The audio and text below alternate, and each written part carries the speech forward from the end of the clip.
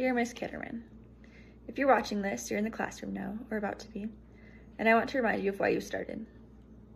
At the beginning of this journey, you thought educational psychology was mostly about memory, retention, and cognitive performance. And yes, those things matter, but your understanding has grown into something much deeper. Now you see educational psychology as a guide for every decision you make as a teacher. It's not just about how students learn, it's about who they are, what they feel, what they bring with them, and what they need in order to grow. It's about recognizing that learning is shaped not only by instruction, but by relationships, culture, emotions, and confidence. So don't forget that. Remember that your classroom is not just a place where students learn Spanish. It's a place where they learn how to connect. One of the most important things you committed to was fostering social competence. For Module 3, you learned that social competence includes both social and emotional skills that lead to positive social outcomes. You believed that your classroom could be a space where students practice real communication, not just vocabulary, but human interaction. Through role plays, conversations, and collaboration, students aren't just learning a language, they're learning how to listen, respond, and understand each other. And remember, social competence also includes emotional competence, the ability to recognize, understand, and manage emotions in themselves and others. When students learn to navigate frustration, build confidence, and respond with empathy, they become stronger communicators in every sense. Keep modeling those skills.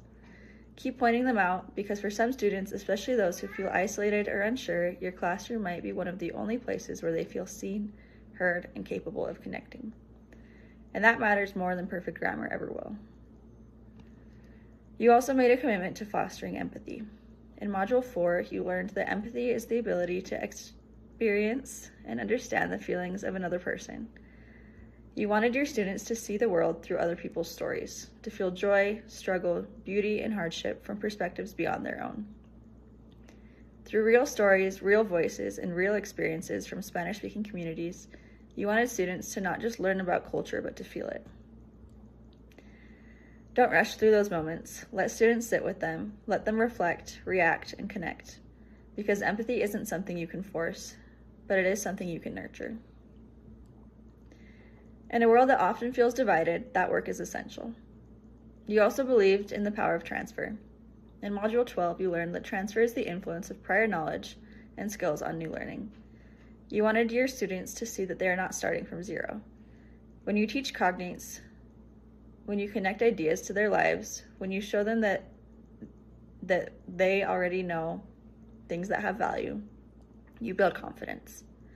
You remind them that learning is not about becoming someone new, but about growing from who you already are. So keep doing that. Keep helping them to see their own ability. And through all this, don't lose sight of your philosophy.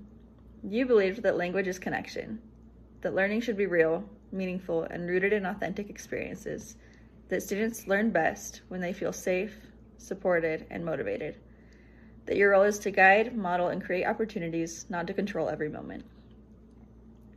You believed in classrooms filled with conversation, collaboration, and trust. So if things ever feel overwhelming, if you ever feel pressure to rush, to focus only on standards, or to prioritize correctness over connection, come back to this. What matters most is not just what students learn, it's how they feel while they're learning. It's whether they leave your classroom more confident, more empathetic, and more willing to engage with the world around them. You're not just teaching a subject, you're shaping people. So slow down when it matters, listen more, notice that quiet students, celebrate small growth, be patient with them and with yourself. And remember, the goal was never perfection.